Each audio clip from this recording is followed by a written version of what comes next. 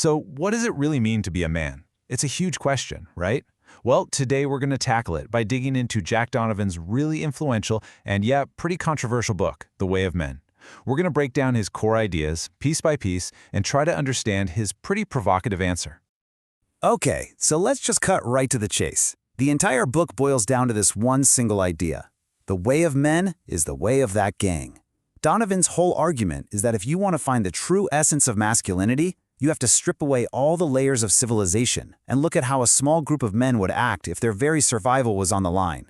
This survival gang, well, that's the key to understanding everything else he talks about. So, to get us on board with this idea, the author kicks things off with a pretty intense thought experiment. He asks you to imagine that everything has just collapsed. The society we know, the rules we follow, they're all gone. All that's left is the raw, day-to-day struggle to stay alive. All right, so in this brutal new world, you're not on your own. You've got a small crew with you. And here's the question he throws at you. What is the very first thing you do? When everything has fallen apart, what is your absolute #1 priority? Well, according to the book, the answer isn't about finding food or water just yet. The first, most crucial step is defining your team. You have to know, instantly, who is us and who is them. Who can you trust with your life? Everybody else, by default, they become an unknown. And in this world, an unknown is a potential threat. It's that simple. Okay, so you've got your us. Now what? You build a wall. You secure the perimeter. And this isn't just, a fence. It's a psychological line in the sand. Inside the line, you have safety, the campfire, your people. Outside, well, that's the darkness. That's where they are. And it's that perimeter that men have to guard. Now, inside this perimeter, how do you divide up the work? The author argues that in this kind of hostile environment, the roles get assigned based on some pretty blunt biological realities. He says that because of things like physical strength and the realities of childbirth and raising infants, the most dangerous jobs, we're talking hunting, fighting, guarding that perimeter, they just naturally fall to the men. It's not about culture, he argues, it's pure survival strategy.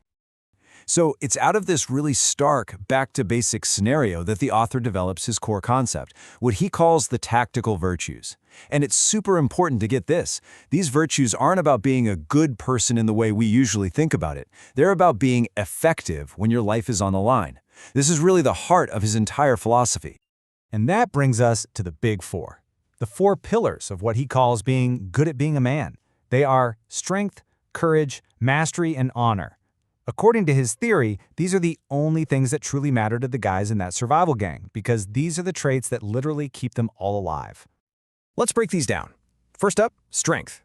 And this starts with the obvious, physical power, the ability to literally force your will on the world. But it's also bigger than that.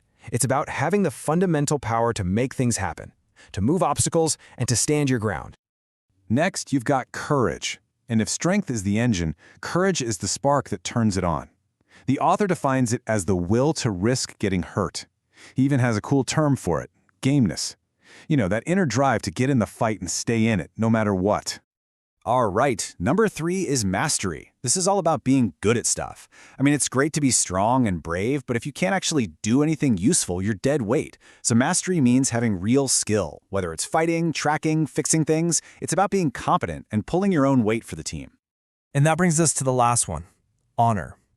Now, this is a big one because he defines it in a very specific way. This isn't about your personal feelings of right and wrong. It's totally external.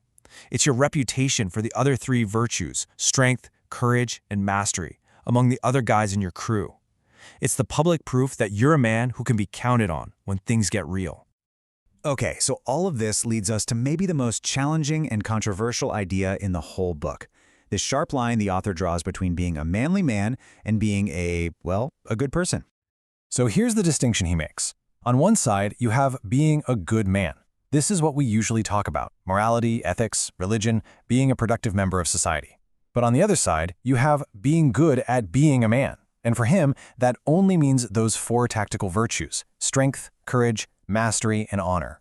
He's very clear, these 2 things are not the same, and we shouldn't mix them up.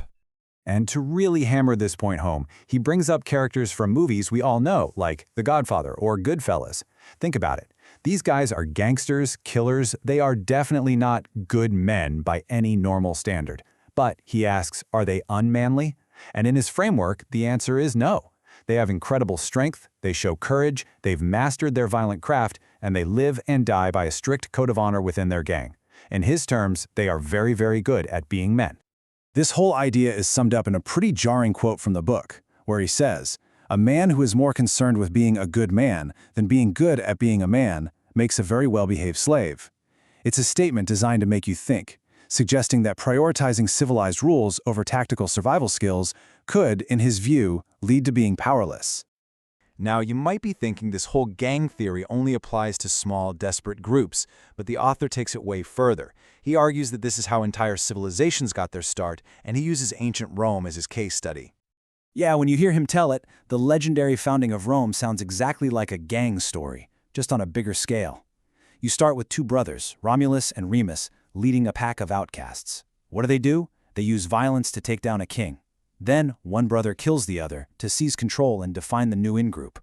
And how do they make sure their gang survives? They violently kidnap women from a neighboring tribe. It's literally the perimeter thought experiment just played out on the stage of history.